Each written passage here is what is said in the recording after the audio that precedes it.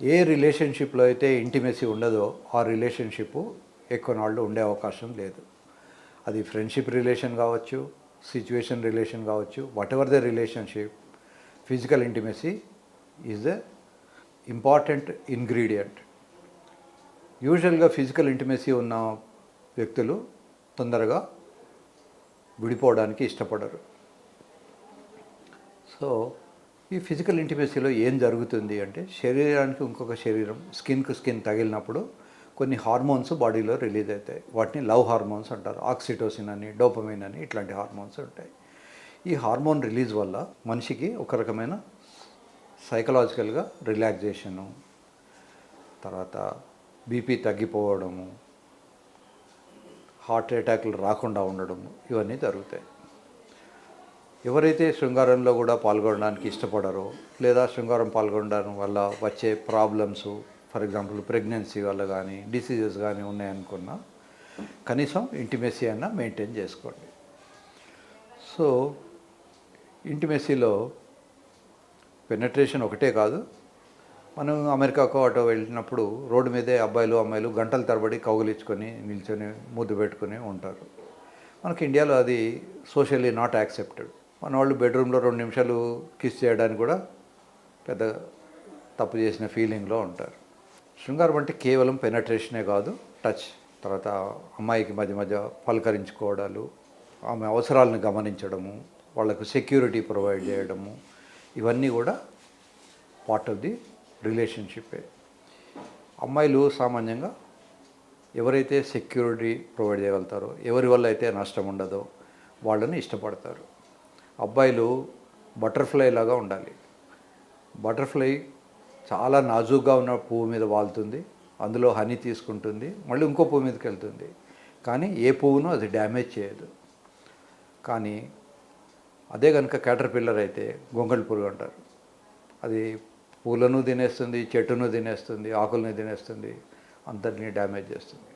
కనుక బటర్ఫ్లై లాగా ఎవరికి ఇబ్బంది పడకుండా, వాళ్ళకి ఇబ్బంది కలగకుండా, మనకు ఇబ్బంది కలగకుండా ఉండడం నేర్చుకోవాలి. తెలుగులో ఒక పద్యం ఉంది, తానొవ్వక తప్పించుక తిరుగువాడే ధన్యుడు సుమతి అని. సో ఎదుటి వాళ్ళను నొప్పించక్కర్లేదు, తను కూడా బాధపడక్కర్లేదు. అలా రిలేషన్షిప్లో మెయింటైన్ చేసుకోవాలి. ఒక్కోసారి అమ్మాయిలకు ఎవరితో అయినా అఫైర్ ఉండొచ్చు, తర్వాత పెళ్ళి కావచ్చు. పెళ్ళైన తర్వాత ఫస్ట్ నైట్ నాడు వెళ్ళి అబ్బాయితో నాకు చాలా అఫైర్ ఉండింది, we are very intimate, we thought of planning marrying, అది మ్యారేజ్ కాలేదు, ఇట్లాంటివి ఏవి డిస్కస్ చేయకండి. ఆ రోజు నాడు మీకు అది గొప్పగా అనిపించినా తర్వాత రేపు పొద్దున సెపరేషన్కు అదొక పాయింట్ అవుతుంది. కనుక అబ్బాయిలు కానీ అమ్మాయిలు కానీ అంతకుముందు ఏమైనా అఫైర్స్ ఉంటే వాటిని సాధ్యమైనంత వరకు, ఒక్కోసారి పార్ట్నర్ కూర్చి అడగచ్చు, నీకేమైనా అఫైర్షిప్లో physical relation, emotional relation, spiritual relation, ఇలా డిఫరెంట్ స్టేజెస్ ఉంటాయి. ఎమోషనల్గా లేకుండా ఫిజికల్గా కలిసినప్పుడు అంత సంతృప్తి ఉండదు.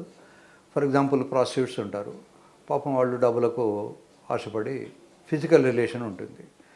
వాళ్ళు ఏ వీటిల దగ్గర ఎప్పుడు పడుకున్నారో కూడా వాళ్ళకు గుర్తుండకపోవచ్చు, రోజుకు 4 దగ్గర పడుకోవచ్చు. అక్కడ ఫిజికల్ రిలేషనే.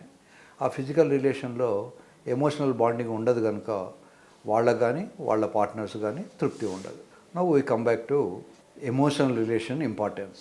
ఎమోషనల్ రిలేషన్షిప్ ఎలా వస్తుంది అంటే, యూజువల్గా అమ్మాయికి ఎప్పుడైనా ప్రాబ్లమ్స్ ఉన్నప్పుడు ఇతను ఎంత సెక్యూరిటీ ఇవ్వగలడు, ఎలా బిహేవ్ చేయగలడు, ప్రాబ్లమ్స్ని ఎలా సాల్వ్ చేయగలడు, ఆ శక్తి ఎలా ఉంది అనేది చాలా అసెస్ చేస్తారు. ఏ వ్యక్తి అయితే సెక్యూరిటీ ఇవ్వలేడో ఆ వ్యక్తిని అమ్మాయిలు ఇష్టపడరు. అబ్బాయి బటర్ఫ్లై లాగా ఉండాలి. బటర్ఫ్లై పువ్వు మీద వాలి బటర్ఫ్లై పువ్వులో ఉన్నటువంటి హనీని తీసుకొని వెళ్ళిపోతుంది, ఆ పువ్వును డ్యామేజ్ చేయదు. కానీ కొద్దిమంది అమ్మాయిలతో శృంగారంలో పాల్గొన్న తర్వాత, నేను ఫలానా అమ్మాయితో శృంగారంలో పాల్గొన్నాను, నేను న్యూడ్ ఫొటోస్, ఆ ప్రైవేట్ ఫొటోస్ నేను సోషల్ మీడియాలో పెడతాను అని అమ్మాయిల్ని బెదిరించడాలు, ఇవన్నీ చేస్తారు. It's a crime. అట్లాంటి సిచ్యువేషన్ వస్తే వెంటనే మీరు పోలీస్ స్టేషన్కి వెళ్ళి కంప్లైంట్ ఇవ్వండి. సో భయపడకండి.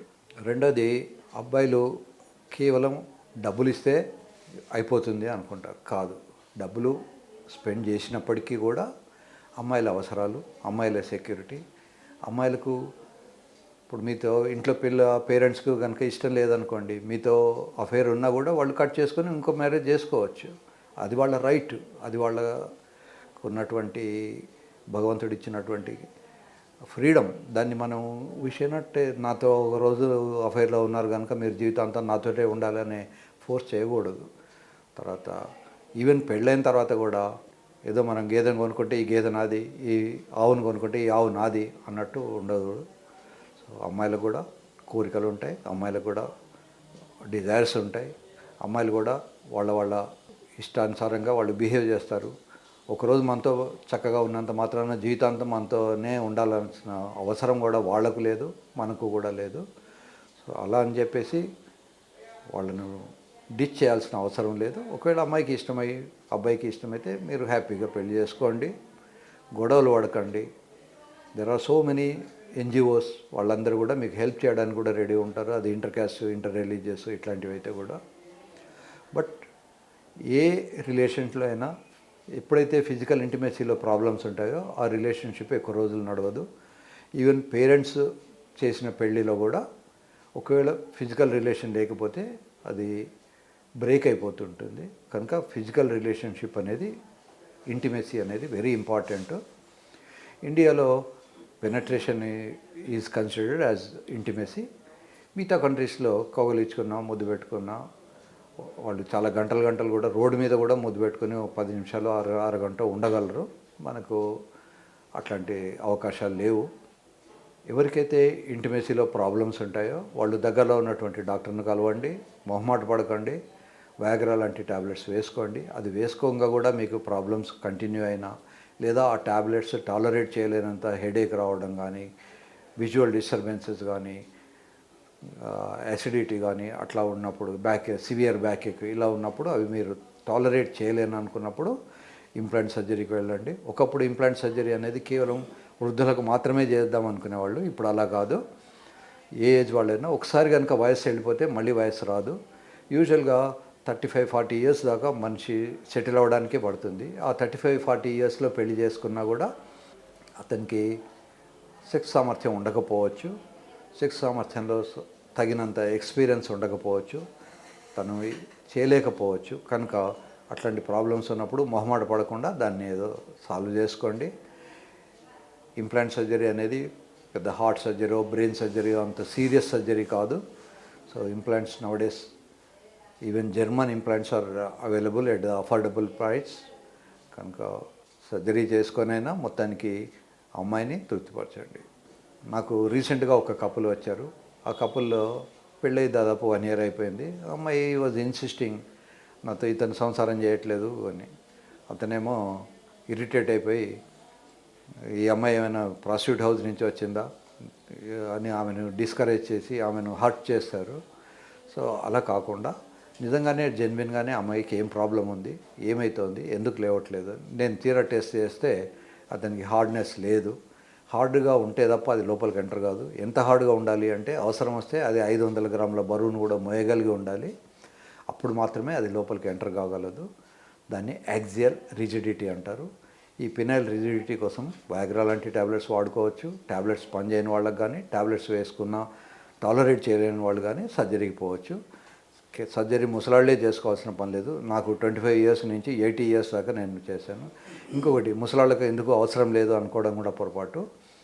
యూజువల్గా 35-40 years దాకా వాళ్ళు చదువు, ఉద్యోగము వీటిలలో ఉంటుంది. 40 to 60 జాబ్ కాన్సన్ట్రేషను, పిల్లల ఎడ్యుకేషన్ ఉంటుంది. నాకు రీసెంట్గా ఒక రిటైర్డ్ పర్సన్ వచ్చి చెప్పాడు, సార్ నేను అసలు సెక్స్ చేశానో లేదో కూడా నాకు గుర్తులేదు, ఎందుకంటే నా పిల్లల ఎడ్యుకేషను, వాళ్ళని స్కూల్కి తీసుకురావడం, తీసుకుపోవడం, వాళ్ళ ఫీజు కట్టడం, నా ఉద్యోగము, నా ప్రమోషన్లు, ఇల్లు కట్టుకోవడం, వీటిలోనే నా జీవితం అంతా అయిపోయింది. ఇప్పుడు నేను రిటైర్ అయిపోయాను, పిల్లలు అమెరికాలో ఉంటారు. Now I wanted to enjoy, but భగవంతుడు నాకు హెల్త్ ఇవ్వట్లేదు, నన్ను ఏం చేయాలి అని వచ్చారు. సో అట్లాంటి వాళ్ళకి నేను ట్యాబ్లెట్స్ ఇస్తాను. ట్యాబ్లెట్స్ పని చేయకపోతే సర్జరీ చేయించుకోమని చెప్తాను, సర్జరీ కూడా చేస్తాను. సో సర్జరీ చేసుకోవడం అనేది తప్పు పని కాదు, అదేమి క్రైమ్ కాదు.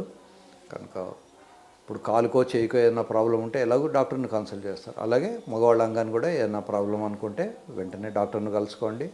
మీ ఇంటి దగ్గర ఉన్న డాక్టర్ దగ్గరనే మందులు రాయించుకోండి. నాకు ఫోన్లు చేయకండి. మీరు వారిచ్చిన మందులతో మీకు ప్రాబ్లం ఉన్నా, లేదా వారు మాకు ఆ ట్యాబ్లెట్ ఏమి ఇవ్వాలో తెలియదు అంటే ఆ డాక్టర్ తోటే నాకు ఫోన్ చేయమని చెప్పించండి. ఆ డాక్టర్కే నేను చెప్తాను ఏం ట్యాబ్లెట్స్ రాయాలో. సో ప్రిస్క్రిప్షన్ లేకుండా ట్యాబ్లెట్స్ తీసుకోకూడదు. ఇవి షెడ్యూల్డ్ హెచ్ డ్రగ్స్ అంటారు. మెడికల్ షాప్ వాళ్ళు కూడా ప్రిస్క్రిప్షన్ లేకుండా ఇవ్వకూడదు. డాక్టర్స్ ప్రిస్క్రిప్షన్ లేకుండా పేషెంట్లు కూడా తీసుకోకూడదు. కనుక మీకు టాబ్లెట్స్ అవసరం అనుకుంటే దగ్గరలో ఉన్న డాక్టర్ దగ్గరికి వెళ్ళండి. ఒకవేళ డాక్టర్ నాకు తెలియదు అంటే ఆ డాక్టర్ తోటే నాకు ఫోన్ చేయించండి, డాక్టర్ గారికి చెప్తాను.